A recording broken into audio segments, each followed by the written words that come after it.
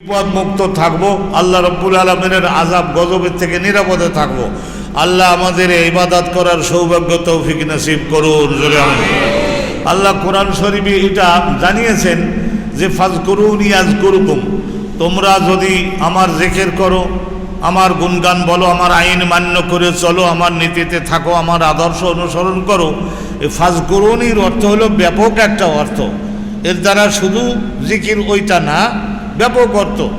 ইমানের সঙ্গে থাকো, নামাজের সঙ্গে থাকো, জাকাতের সঙ্গে থাকো, হজের সঙ্গে, এই সমস্ত ইবাদতগুলি যদি তোমরা সকলে করো, এলো ফাজকুরুনি। তা আল্লাহ রাব্বুল আলামিন এরপরে বলেছেন যে আযকুরুকুম। এই আযকুরুকুমের ডানবারে আর একটা শব্দ হাইডেন, হাইডেন মানে গোপনে আছে, সেটা ইন তাযকুরুনি। তোমরা যদি আমার জিকিরটা রিয়ালি খাঁটিভাবে দিল দিয়ে এবং ব্যাপকভাবে যদি তোমরা করে দেখাতে পারো, তাহলে তোমরা খালপার হয়ে গেলে আযকুরকুম, আমি তোমাদের জিকির করব, মানে জগতে পরকালে তোমাদের জন্য যা যা দরকার সব কিছু তোমাদেরকে দিয়ে আমি তোমাদের 16 আনা দায়িত্ব পালন করব তোমাদের। পরিষ্কার কথা, এখান থেকে সব ক্লিয়ার হয়ে গেল। আর যেই এদিক ওদিক হবা, যেই তোমরা এদিক ওদিক হবা, সঙ্গে সঙ্গে নিজেরাই নিজেদের বিপদে ফেলবা, মহাভোগে ভোগবা। আমার কিছুই দোষ না, আমার কোনো ত্রুটি নাই। আল্লাহর কোনো দোষ ত্রুটি আছে? এই যত বড় বড় বিপদ আমাদের উপর দিয়ে যাচ্ছে, এগুলি আমি কোরআন সামনে নিয়ে দেখতেছি। প্রায় 10 বার কোরআন শরীফ প্রথম থেকে শেষ পর্যন্ত বাংলা ভাষায় আমার এই দেশবাসীর একটু আল্লাহর বিষয়গুলি বোঝাবার জন্য আমি তাফসীর করছি। সঙ্গে সঙ্গে মিলাইয়ে দেখতেছি এত বেশি হারাম খাইছে এই দেশের কিছু লোকে, ক্ষমতায় যাদের শক্তি থাকে তারা হারাম খায়, কুবুদ্ধি করে হারাম খায়। অথচ হারাম খাইলে রাসূলুল্লাহ বলেছেন হারাম খাদ্যের দ্বারা যে গোশত এবং যে চামড়া এগুলি সব মোটা হয়, বড় হয়, এটা আউলা বিন্নার, জাহান্নামের আগুনের পাওনা, এটা জাহান্নামের আগুনে ফেলে পোড়াবো। এটা তো পরকালে, কিন্তু জগতে শাস্তি নাই। এখন আর কথা বলবে না। হারামখোর যারা টাকা লুটপাটকারী, তাদের জগতে তাদের শাস্তি নাই। আর যদি কেউ জেনা করে, বাবা জেনা করা, স্ত্রী নাই, স্ত্রী তোমার না, তার সঙ্গে তুমি জেনা করলা, আর এরকম ভাবে 1-2 বার করে না হয় লজ্জিত হয়ে তওবা করে ফেলতে, তাইলেও তো আল্লাহকে গাফুর ও গাফফার হিসেবে পাইতা। কিন্তু তুমি তো তাও করলা না, করেই যাচ্ছ। তাহলে এই সমস্ত লোকদেরকে, কথা বুঝতে পারছেন, এই ধরনের বিপদের মধ্যে ফেলে দিয়ে আল্লাহ জগতে শাস্তি দিবেন। এটা কোরআন হাদিসে একবারে ভরাট করা। আল্লাহর আইনের বিরুদ্ধে যাবা, দুঃখ কষ্ট তোমার পিছু ছাড়বে না, তোমার বেষ্টন করে থাকবে। আল্লাহ রাব্বুল আলামিন বাংলাদেশের সমস্ত মুসলমান যারা আমরা বিশ্বাস করে ঘোষণা দিয়েছি লা ইলাহা ইল্লাল্লাহ মুহাম্মাদুর রাসূলুল্লাহ, আমাদের সকলের আল্লাহ সংশোধন দান করুন, অনুতাপ দান করুন, আমাদের সকলকে আল্লাহর পথে ফিরে আসবার সৌভাগ্য তৌফিক দান করুন। জোরে আমিন বলেন। তো আল্লাহর শুকর এই জন্য আদায় করলাম যে আপনাকে বললাম না আগুই আসতে, ওখানে জায়গা ফাঁক দিয়ে, ওখানে এত বড় মুরব্বী কবে থেকে হলেন, আপনাকে বললাম যে আগুই আসতে। তো এগুলি রাসূলুল্লাহ থাকলেও তাই করতেন নিশ্চয়, রাসূলুল্লাহ থাকলেও তাই করতেন। এটা হ্যাবিট, এটা হলো নেচার, অভ্যাস। ওই জমানায় মুনাফিক ছিল না, তারা রাসূলুল্লাহ বলতেন আগুই আসো, আর তারা বলতেন হয়েছে আসি, এরা বলতো।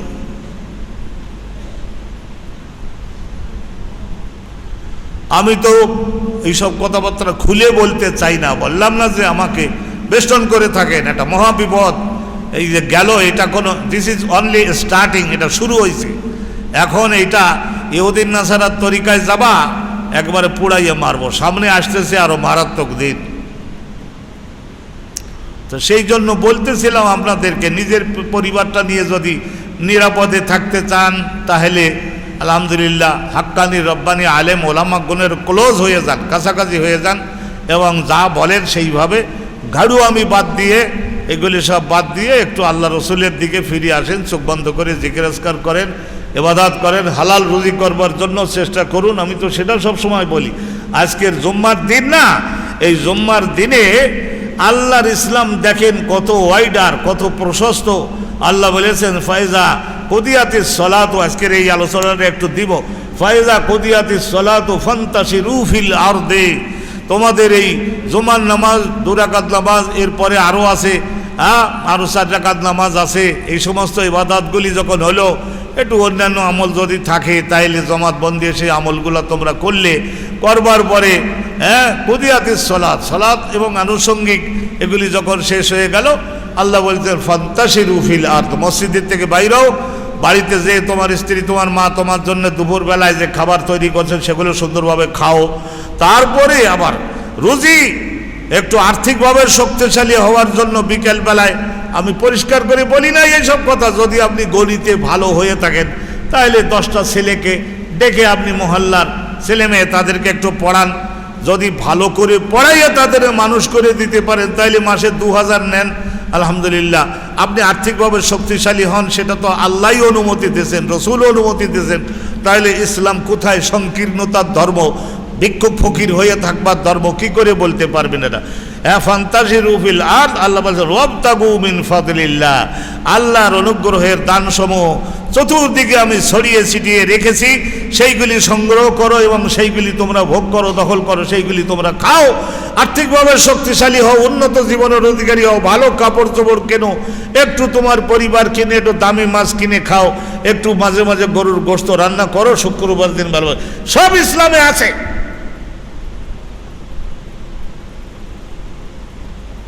কিন্তু মুসলমানদের দারিদ্র যাচ্ছে না, অবমরণ যাচ্ছে না, কারণ কি? এই ভেতরে হলো কেলাতে এবং ময়লা হলো ভেতরে, কথা শুনবে না, মানবে না এবং সেইভাবে চলবে না।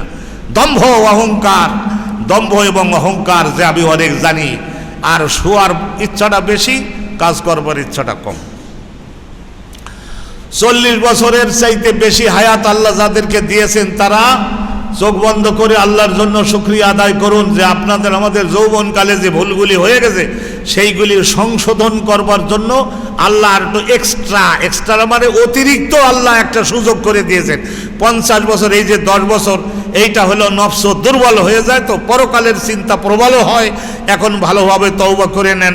50-এর পরে আরও 60 পর্যন্ত অনেকেই পাইছেন, এই তো আমি দেখতেছি অনেকেই বয়স পাইছেন। এরপরেও যদি চোখে পানি না আসে, যদি সংশোধন আপনি হয়ে না মরতে পারেন, তাহলে আখেরাতে কিন্তু জানাজানি হয়ে যাবে। দুনিয়াতে রাতের অন্ধকারে করছিলেন, অফিসের মধ্যে পিয়ন কৌশলে বার করে দিয়ে তারপরে তো করেছিলেন, কিন্তু কিয়ামতের দিনে লক্ষ লোকের সামনে সব প্রকাশ হয়ে যাবে।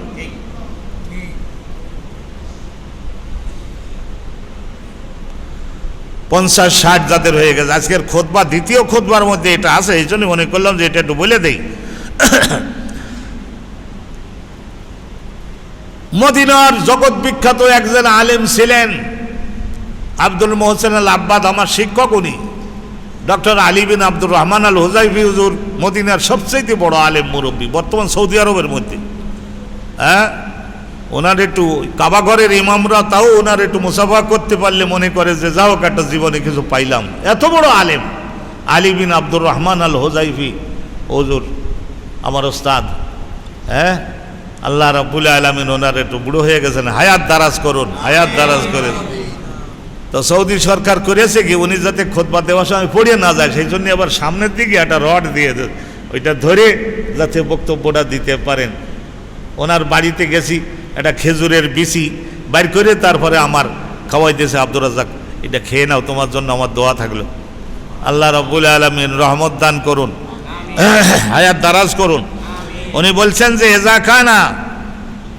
এজা বালাগা 40 সানা, মদিনার সব লোকরা 40 বছর হায়াত পাওয়ার পরে দুনিয়ার কাজ কাম কমাই দিয়ে তাফাররাগা লিল ইবাদাহ, আখিরাতের ইবাদত করবার জন্য একটু ফারেক হয়ে যায়। বলে আমার আর অত দোকানে বসতে বলো না, ব্যবসা করতে বলো না, গাড়ি চালাতে বসো না, অফিসে আর যাবো না, এই তাফাররাগা লিল ইবাদাহ, ইবাদতের জন্য ফ্রি হয়ে যেতেন। কারণ কি জানেন, এই আল্লাহ রাব্বুল আলামিন কাউকে যদি, এই যুগের মানুষ কাউকে যদি আল্লাহ রাব্বুল আলামিন 40 বছর হায়াত দান করেন, তারপরে কিয়ামতে যদি বলেন তোমার ইবাদত কই, ইবাদত দেখাও, তখন সে যদি বলে আপনি আল্লাহ আমাকে টাইম দেন নাই, আল্লাহ তুমি আমাকে টাইম দাও নাই, এটা যদি বলে তাহলে 1 পয়সার ভ্যালু পাবে না, গ্রহণযোগ্য হবে না, মূল্য পাবে না, গ্রহণযোগ্য হবে না। এর দ্বারা বোঝা যায় যে যারা 24-এ 25-এ মরেছে, 30-এর আগে মারা গেছে, তাদের একটু কথা হয়তো চলবে যে বুদ্ধি জ্ঞান অতটা পরিপক্ক হতে পারে নাই,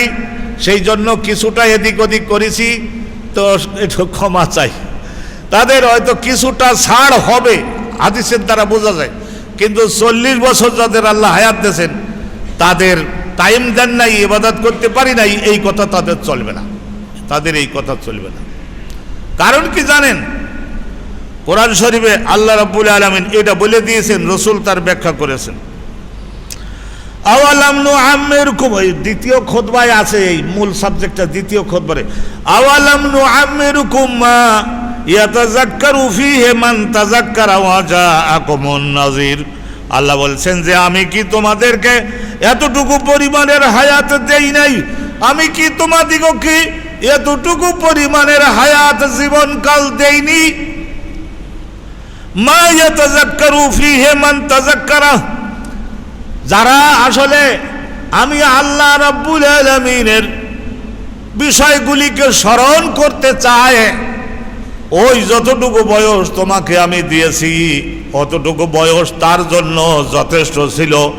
রাসূলুল্লাহ ব্যাখ্যা দিয়েছেন সেটা কত, তো রাসূল বলেছেন 40 বছর। 40 বছর যে পাইল, আমার সময় দেন নাই, এই জন্য ইবাদত করতে পারিনি।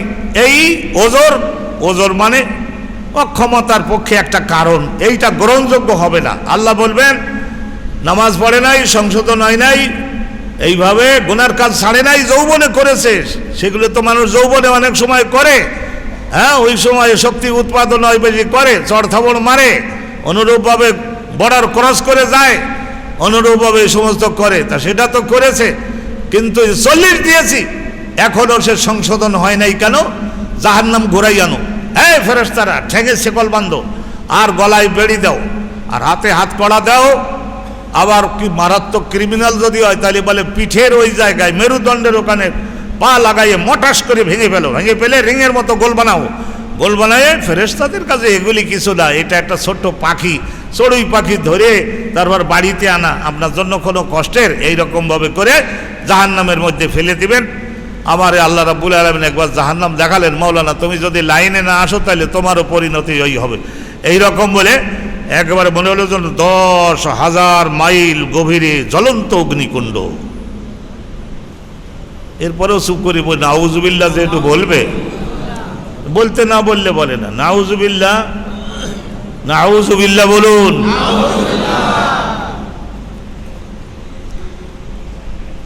আহা, কত বড় মারাত্মক জিনিস। ওয়াজাকুমুন নাযীর, তোমাদের জন্য আমি তো সাবধানকারী পাঠিয়েছিলাম, সাবধানকারী পাঠিয়েছিলাম। সাবধানকারী বলতে কে? একজন আমার মুসল্লি জবাব দিয়েছে, সাবধানকারী হলো, প্রথম নম্বরে সাবধানকারী হলো কোরআন শরীফ। সাবধানকারী কে? কোরআন শরীফ। বাংলায় অনুবাদ আমরা পাই না, সহজে পাই না, বিভিন্ন জনে সরকারি বেসরকারি সবাই তুলে ধরেছে। হাইলি এডুকেটেড যারা, so expert particularly in English, in British language, ইংরেজের এই ভাষাটাও যারা ভালো জানেন, এত গবেষণা হচ্ছে ইংল্যান্ডে, এত গবেষণা হচ্ছে। আমরা যে কলেমার যে অর্থ একদিন করছি, ওরাও অলসো রাইট। এরা বলছে none has the right to be worshipped, শেষে ED, none has the right to be worshipped but আল্লাহ। আল্লাহ বাদে অন্য আর কারোরই মাবুদ হওয়ার কোনো অধিকারই নাই। মাবুদ হতে গেলে সৃষ্টি করতে হবে, মাবুদ হতে গেলে লালন পালন করতে হবে, জীবনের সব প্রয়োজন পূরণ করে দিতে হবে, তাহলেই সে ওই বান্দার উপরে আইন প্রয়োগের অধিকার রাখবে এবং ওই বান্দার সমস্ত গুণগান আনুগত্য প্রশংসার তিনি পাওনাদার হবেন। তা এইটা আল্লাহ বাদে দ্বিতীয় কেউ আর এমন করবার ক্ষমতা নাই। জোরে বলেন সুবহানাল্লাহ। তো সুবহানাল্লাহ জোরে বলে দেন। সাবধানকারী হলো কোরআন শরীফ 1 নম্বরে। আর এই কোরআন শরীফের জীবন্ত রূপ হলেন, প্র্যাকটিক্যাল কোরআন হলেন আমাদের নবী হযরতে মুহাম্মদুর রাসূলুল্লাহ সাল্লাল্লাহু আলাইহি ওয়াসাল্লাম। আর একটু জোরে বলা যায় না? হযরত